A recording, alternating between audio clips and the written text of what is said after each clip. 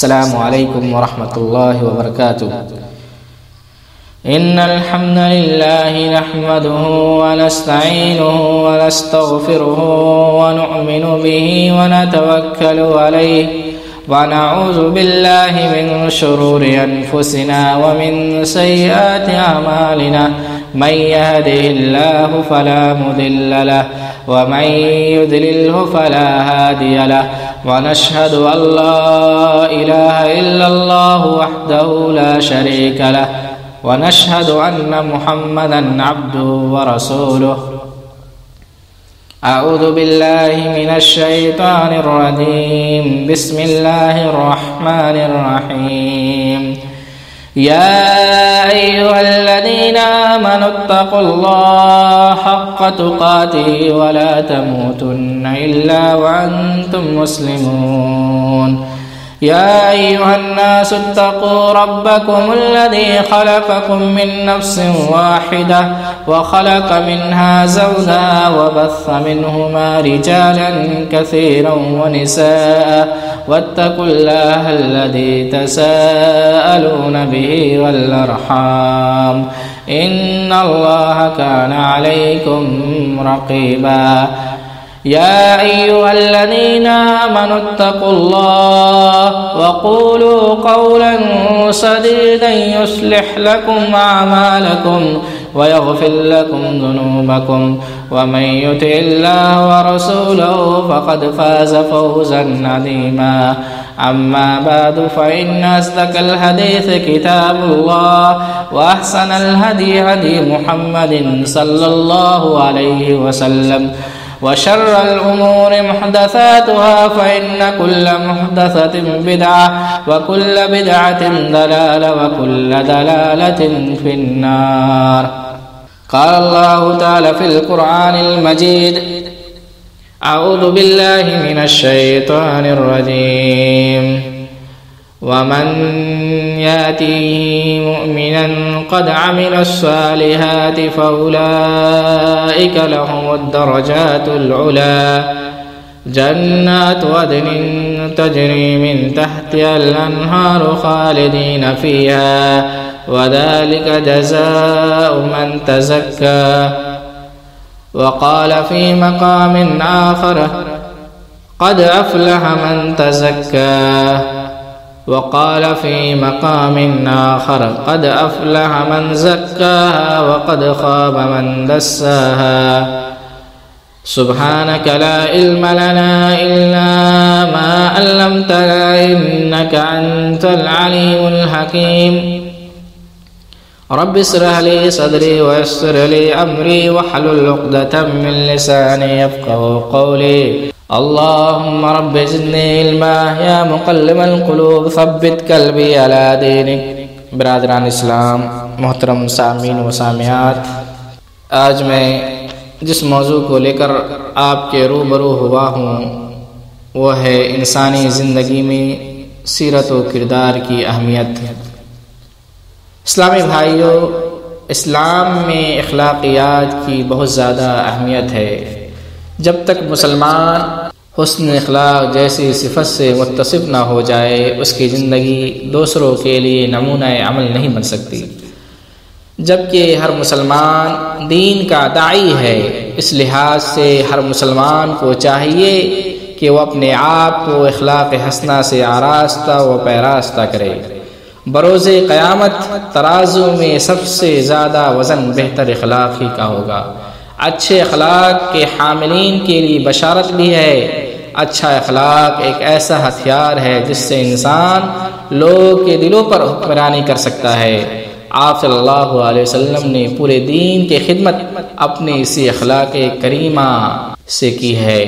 آپ پر ظلم و ستم کے پہاڑ توڑے گئے، پتھر مار کر سر سے پاؤں تک لہو لہان کر دیا گیا، گلے میں رسی ڈال کر مارنے کی کوشش کی گئی، لیکن آپ صلی اللہ علیہ وسلم نے اخلاق فاضلہ کا دامن نہ چھوڑا۔ اس اخلاق کے ذریعے آپ نے پوری دنیا کو فتح کیا۔ کسی سے ملتے تو خندہ پیشانی سے مسکراتے ہوئے ملتے، بڑوں کی عزت اور چھوٹوں پر شفقت فرماتے، یتیموں اور غریبوں کے ساتھ مل کر بیٹھتے، گھر والوں کے ساتھ حسن سلوک فرماتے اور لوگوں کے ساتھ رحم دلی اور جود و سخا کا معاملہ فرماتے۔ اللہ رب العالمین نے اپنے کلام پاک کے اندر جگہ جگہ اچھے اخلاق کو اپنانے اور اپنی سیرت کو سنوارنے کے لیے آیت کریمہ اتاری ہیں۔ اللہ رب العالمین کا ارشاد ہوتا ہے وَمَن يَأْتِهِ مُؤْمِنًا قَدْ عَمِلَ الصَّالِحَاتِ فَأُولَٰئِكَ لَهُمُ الدَّرَجَاتُ الْعُلَىٰ جَنَّاتُ عَدْنٍ تَجْرِي مِن تَحْتِهَا الْأَنْهَارُ خَالِدِينَ فِيهَا وَذَٰلِكَ جَزَاءُ مَن تَزَكَّىٰ۔ اور جو کوئی بھی اس کے پاس ایمان کی حالت میں آئے گا اور اس نے اعمال بھی نیک کیے ہوں گے تو یہی وہ لوگ ہیں جن کے لیے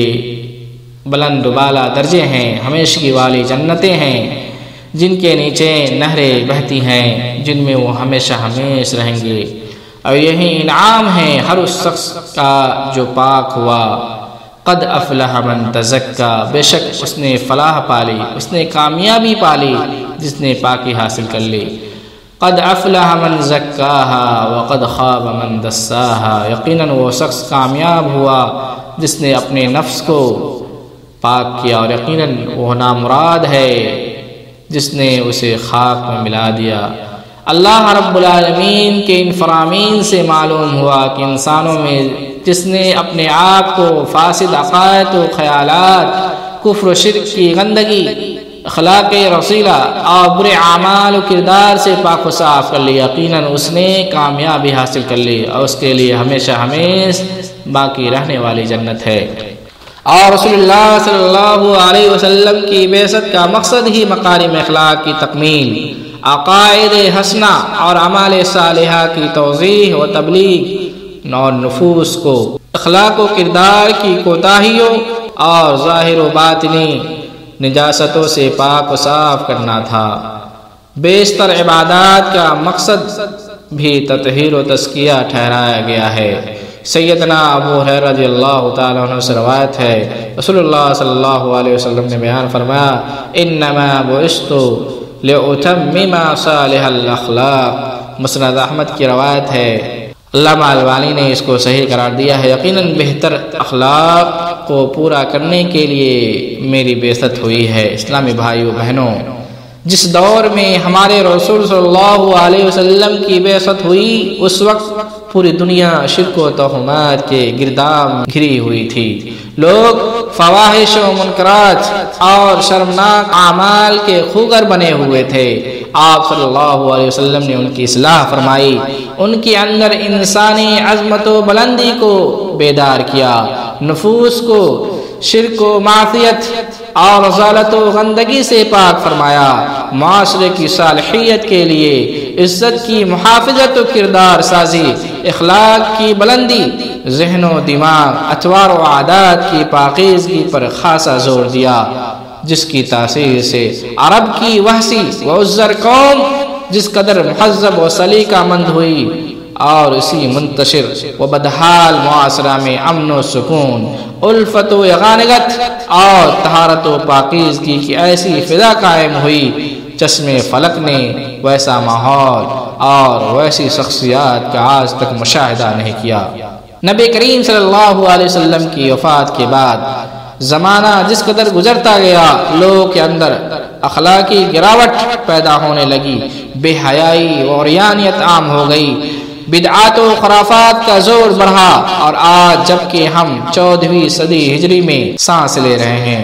نبی کریم صلی اللہ علیہ وسلم کو وفات پائے ہوئے تقریباً 1400 سال کا طویل عرصہ گزر چکا ہے۔ دنیا ترقیوں کی معراج پر ہے، نت نئے ایجادات و اختراعات ہو رہے ہیں، نئی نئی ایجادات اور نئی نئی چیزیں اختراعات لے رہی ہے، رہنے سہنے کے لیے ہر قسم کی سہولتیں میسر ہیں۔ کہنے کو تو یہ دور ترقی یافتہ دور ہے، علمی تفوق و برتری کا دور ہے، سائنسی تحقیق اور ریسرچ کا دور ہے، مگر دور حاضر میں بیشتر ممالک کے اندر اور خود مسلمان سماج و معاشرے کے اندر زمانہ جاہلیت کی وہی قدیم بیماریاں پھر سے لوٹ آئی ہیں، اخلاقی حد بندیاں پامال ہو رہی ہے، عفت و عصمت سر بازار نیلام ہو رہی ہے، خواہش نفس کی طلب میں آرام کوشی، شراب نوشی، ہم جنس پرستی، بے حیائی، لہو و لعب اور فواحش و منکرات کی بہتات ہے، اور ہر کوئی ایک دوسرے سے بے اعتمادی کا شکار ہے اور خوف کھا رہا ہے۔ ایسے پرفتن اور نازک دور میں نفوس انسانی کے تزکیہ و تطہیر کی بڑی ضرورت ہے، اس لیے ہمیں ہر طرح کی ظاہری و باطنی آلودگیوں سے پاک ہو کر مستحق جنت بننے کا ثبوت پیش کرنا چاہیے۔ اللہ تعالی انعام و اکرام سے نوازنے کے لیے تیار ہے، بس کوشش اور طلب کی ضرورت ہے۔ محترم سامعین و سامعات، آج معاشرے کے اندر فواحش کا جو پھیلاؤ ہے، اس کا سبب لوگوں کے اندر غیرت و حمیت، شرم و حیا، تقدس و غیرت نفس و عزت نفس اور حسن اخلاق کا فقدان اور اسلامی تعلیمات سے دوری ہے۔ خواہشات نفسانی کی پیروی مکارم اخلاق کی تکمیل کے لیے بہت بڑی رکاوٹ ہے، کیونکہ مکارم اخلاق کی تکمیل کے لیے فواحش و منکرات اور برے اعمال و افعال سے اجتناب و دوری اختیار کرنا لازمی شرط ہے۔ اخلاق کی بلندی و عمدگی کا حصول اور اخلاقی گراوٹ سے اجتناب و دوری اختیار کرنا انسان کا لازمی فریضہ ہے، کیونکہ انسان اس کے بغیر نہ کمال انسانیت کو پا سکتا ہے اور نہ اس کی زندگی میں استحکام و مضبوطی آ سکتی ہے، بلکہ ایسا شخص انسانیت سے عاری ڈھلم الیقین سمجھتا ہے۔ کسی بھی انسان کی حقیقت و حیثیت کی پرکھ اس کے عادات و اطوار سے کی جاتی ہے۔ انسان جتنا ہی اعلیٰ اخلاق اور عمدہ خصائل و عادات کا مالک ہوگا، اتنا ہی مہذب اور مرتب سمجھا جائے گا۔ ایک تہذیب یافتہ اور با اخلاق شخص کی پہچان ہے کہ وہ ہر طرح کی بےہودگی اور ناشائستہ حرکات و سکنات سے دور اور کنارہ کش ہوگا۔ کذب و افطرا، بے حیائی، فحاشی، بری عادات و اطوار، گالی گلوچ، کینہ کپٹ، غیبت و چغل خوری اور ہر طرح کی برائیوں سے گریز پا ہوگا، بلکہ اخلاق حسنہ کا خگر نیکیوں کی طرف مائل ہوگا۔ سیدنا انس بن مالک رضی اللہ تعالیٰ عنہ سے روایت ہے، رسول اللہ صلی اللہ علیہ وسلم نے فرمایا، ما كان الفحش في شيء الا شانه وما كان الحياء في شيء الا شانه۔ رواه ترمذی۔ جس شخص میں فحش یعنی بے حیائی ہوگی وہ اسے عیب دار بنا دے گی، اور جس چیز میں حیا ہوگی وہ اسے خوبصورت بنا دے گی۔ موجودہ دور کا افسوسناک پہلو یہ ہے کہ شرم و حیا سے عاری شخص اپنے آپ کو سب سے مہذب ترین انسان سمجھتا ہے، اور اپنے برے کرتوت کو صحیح و درست ثابت کرنے کے لیے مہذب اور پاکی کا لیبل استعمال کرتا ہے، جبکہ ناموں کی تبدیلی سے کسی بھی شے کی حقیقت و حیثیت بدلا نہیں کرتی ہے۔ در حقیقت حیا ایک ایسی ایمانی صفت ہے جو انسان کو نیکی کی طرف مائل کرتی ہے، شریفانہ عادات و اطوار کو اپنانے پر ابھارتی ہے، اسے مہذب اور باسلیقہ بناتی ہے، اور برائیوں اور اخلاق سے گری ہوئی خلاف مروت کاموں سے روکتی ہے۔ امام نووی رحمہ اللہ نے علماء کے حوالے سے حیا کے متعلق ریاض الصالحین میں لکھتے ہیں، علماء کہتے ہیں کہ حقیقت میں حیا ایسے کردار کا نام ہے جو قبیح چیزوں کو چھوڑنے پر آمادہ کرے اور صاحب حق کو حق پہنچانے میں سرجد ہونے والی کمیوں کوتاہی سے روکے۔ ہم نے ابو القاسم جنید رحمہ اللہ سے نقل کیا ہے کہ نعمتوں اور کوتاہیوں کو دیکھ لینے کا نام حیا ہے، چنانچہ ان دونوں کے درمیان پیدا ہونے والی حالت کو حیا کہتے ہیں۔ اس لیے احادیث میں حیا کو ایمان کا جز، اسلام کا اخلاق اور سراپا خیر ہی خیر قرار دیا گیا ہے۔ جس طرح ایمان کی وجہ سے مومن شخص برائیوں سے دور رہتا ہے، اس کا ایمان اسے برائیوں سے روکنے کا سبب بنتا ہے، اسی طرح حیا بھی انسان کو فواحش و منکرات، معاصی و سیئات سے دور رکھتا ہے اور اسے دور رکھنے کی تاکید کرتی ہے، بلکہ حیا اور ایمان کو ایک دوسرے کا قرین قرار دیا گیا کہ دونوں آپس میں لازم و ملزوم ہیں، یعنی اگر انسان کے اندر ایمان پائی جاتی ہے تو حیا بھی ہوگا، اور اگر ایمان نہیں ہے تو حیا نہیں ہوگا۔ حضرت ابو ہریرہ رضی اللہ تعالیٰ عنہ حدیث کے راوی ہیں، بیان کرتے ہیں کہ رسول اللہ صلی اللہ علیہ وسلم نے بیان فرمایا، الایمان بضع و سبعون او بضع و ستون شعبہ فافضلها قول لا الہ الا اللہ وادناها اماطة الاذى عن الطریق والحیاء شعبۃ من الایمان، رواه مسلم۔ ایمان کے 70 سے زائد یا 60 سے زائد شعبے ہیں، اور ان میں سے افضل لا الہ الا اللہ کا اقرار کرنا ہے، اور سب سے چھوٹا کسی تکلیف دہ چیز کو راستے سے ہٹانا ہے، اور حیا ایمان کی ایک شاخ ہے، ایمان کا ایک جز ہے۔ حیا قابل تعریف ایمانی وصف ہے، یہ اپنے ساتھ خیر ہی خیر لے کر آتی ہے، اور اس کی وجہ سے کسی حیادار شخص کو کبھی نقصان نہیں پہنچتا۔ حضرت عمران بن حسین رضی اللہ تعالیٰ عنہ سے روایت ہے، رسول اللہ صلی اللہ علیہ وسلم نے بیان فرمایا، الحیاء لا یاتی الا بخیر، متفق علیہ۔ حیا سے بھلائی ہی حاصل ہوتی ہے، اسے اچھائی نصیب ہوتی ہے۔ ایک مرتبہ آپ صلی اللہ علیہ وسلم کا گزر ایک انصاری آدمی کے پاس سے ہوا، اس حال میں کہ وہ اپنے بھائی کو حیا کے بارے میں نصیحت کر رہا تھا، اسے ملامت کر رہا تھا کہ تم بہت شرماتے ہو، گویا وہ یہ کہہ رہا تھا تم اس کی وجہ سے اپنا نقصان کر لیتے ہو۔ تو رسول اللہ صلی اللہ علیہ وسلم نے فرمایا، دعہ فإن الحیاء من الایمان، متفق علیہ، اسے چھوڑ دو کیونکہ حیا ایمان سے ہے۔ سیدنا ابو ہریرہ رضی اللہ تعالیٰ عنہ سے روایت ہے، رسول اللہ صلی اللہ علیہ وسلم نے بیان فرمایا،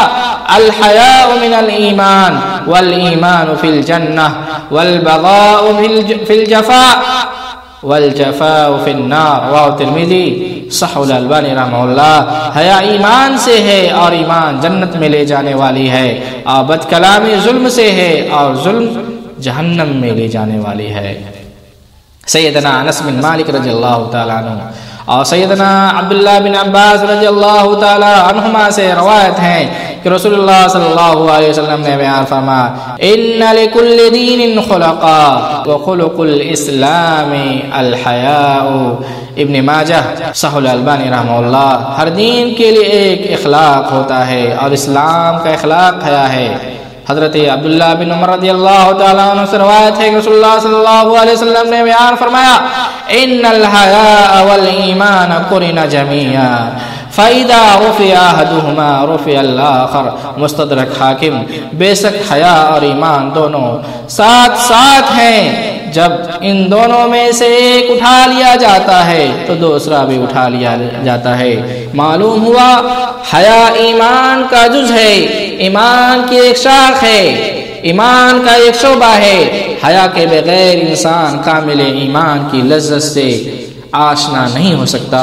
حیا وہ صفت ہے جو انسان کو نیکیوں کی راہ پر گامزن کرتی ہے، برائیوں سے روکتی ہے۔ لیکن حیا کی صفت اگر شرعی امور کی تعلیم و تعلم اور اس کی ادائیگی میں آڑے آئے، انسان کو اوامر و واجبات کی ادائیگی سے روک دے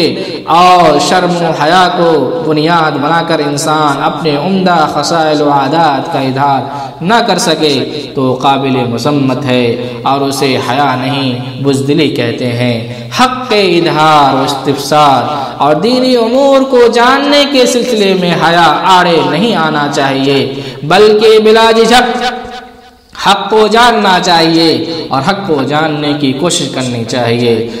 سلمہ رضی اللہ تعالیٰ عنہ بیان فرماتی ہے کہ سلیم رضی اللہ تعالیٰ عنہ رسول اللہ صلی اللہ علیہ وسلم کی خدمت میں حاضر ہوئی اور عرض کیا، یا رسول اللہ،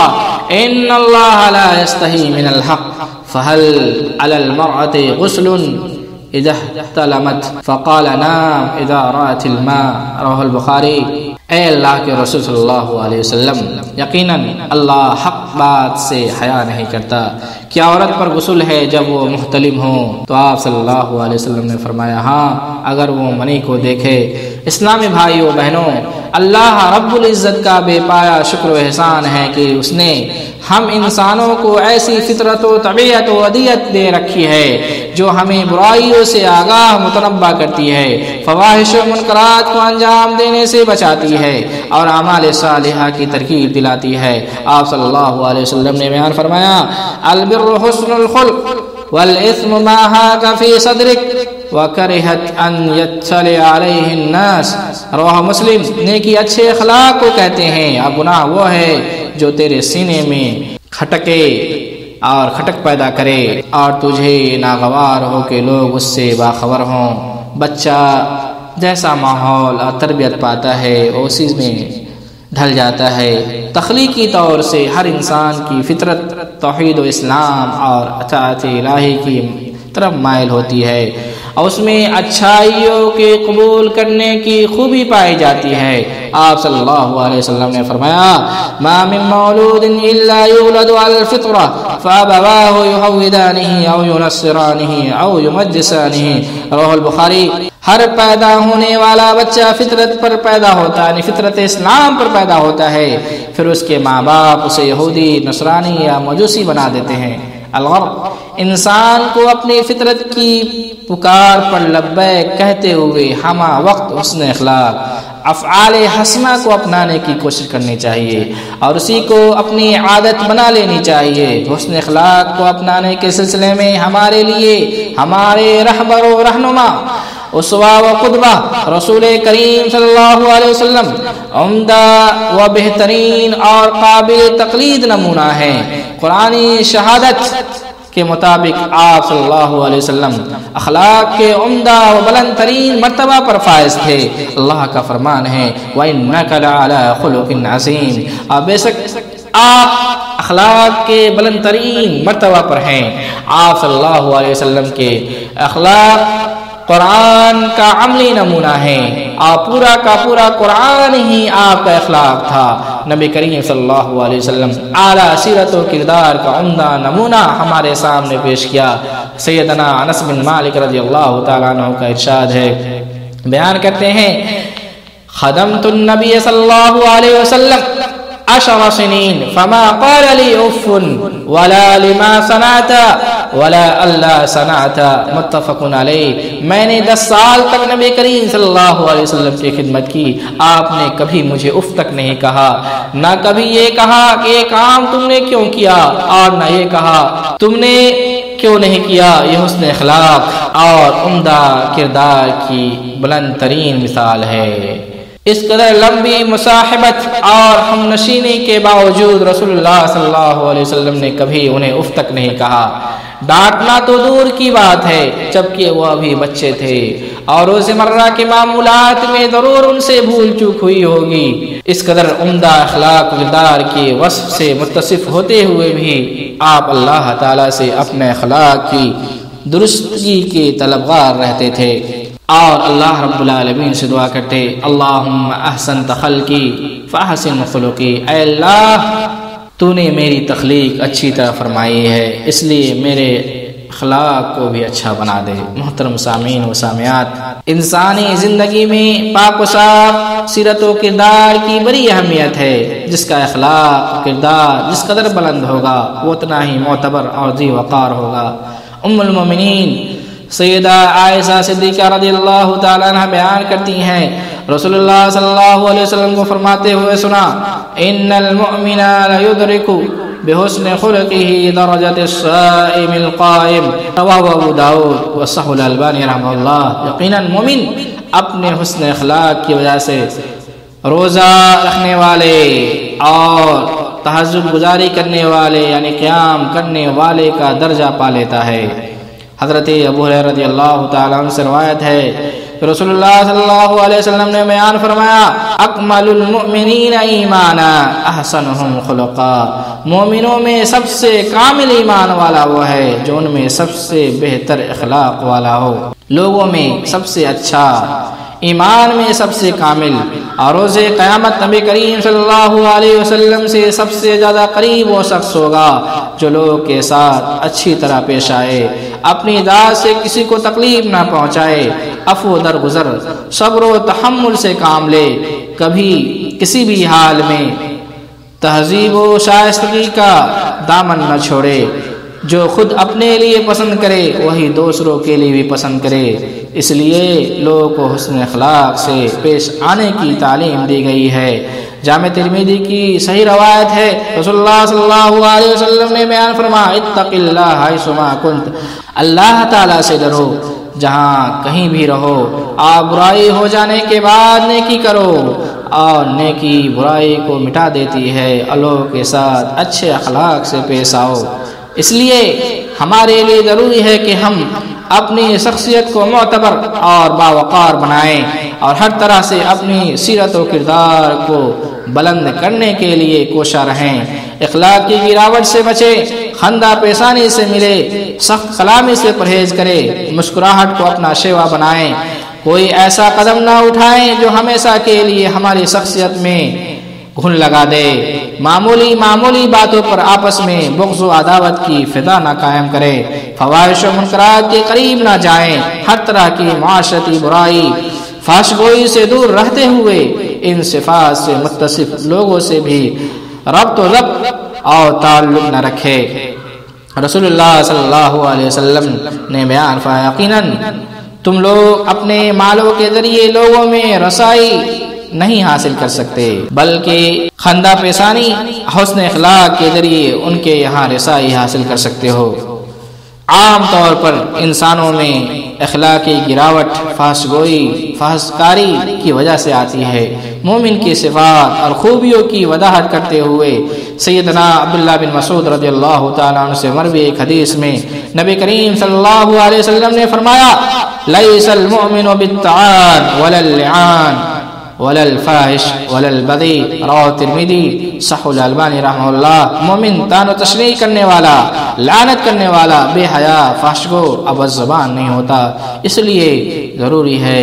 قجی و انحراف سے دور رہ کر اللہ کا تقوی اختیار کیا جائے، حق و صداقت پر مبنی سچی و سیدھی بات بھی کی جائے، فحش گوئی، کذب بیانی سے دوری اختیار کی جائے، زبان کو لگام دیا جائے، سچوں کی رفاقت و ہم نشینی اختیار کی جائے۔ یا ایھا الذین آمنو، اے لوگو جو ایمان لائے ہو، اللہ سے ڈرو، وقولوا قولا سدیدا، اور سیدھی و درست بات کہو۔ یا ایھا الذین آمنوا اتقوا اللہ وکونوا مع الصادقین، اے لوگو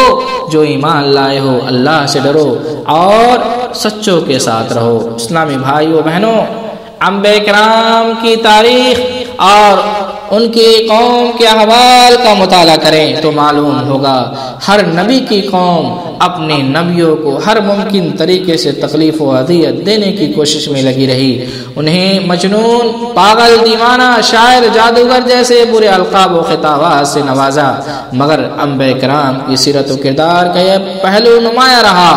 کہ خوش اخلاقی اور بلند کرداری کے اعلیٰ ترین مقام پر فائز تھے۔ لاکھ دشمنی کے باوجود قوم والوں کی طرف سے ان کی سیرت پر انگشت نمائی نہیں کی گئی، مگر بڑے دکھ و افسوس کی بات ہے اس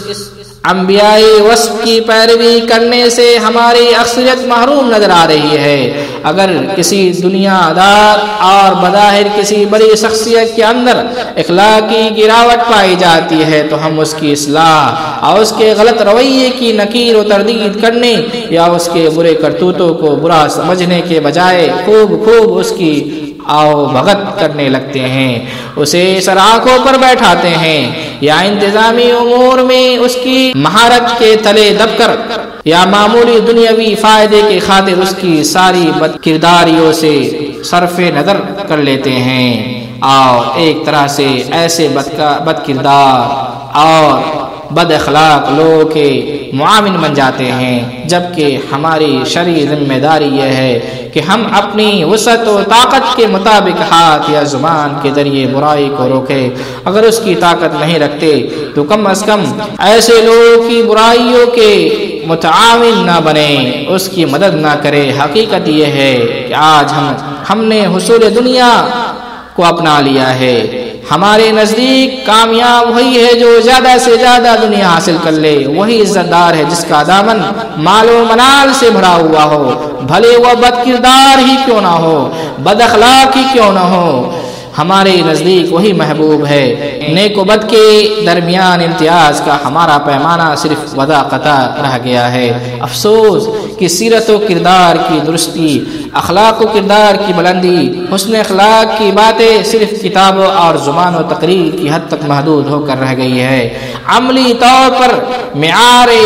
عفت و عصمت صرف اور صرف دولت و شہرت اور وضاقتہ کی حد تک سمٹ کر رہ گیا ہے۔ اسلامی بھائیوں و بہنوں، ہمیں اپنے معیار زندگی، سوچ و فکر کے زاویے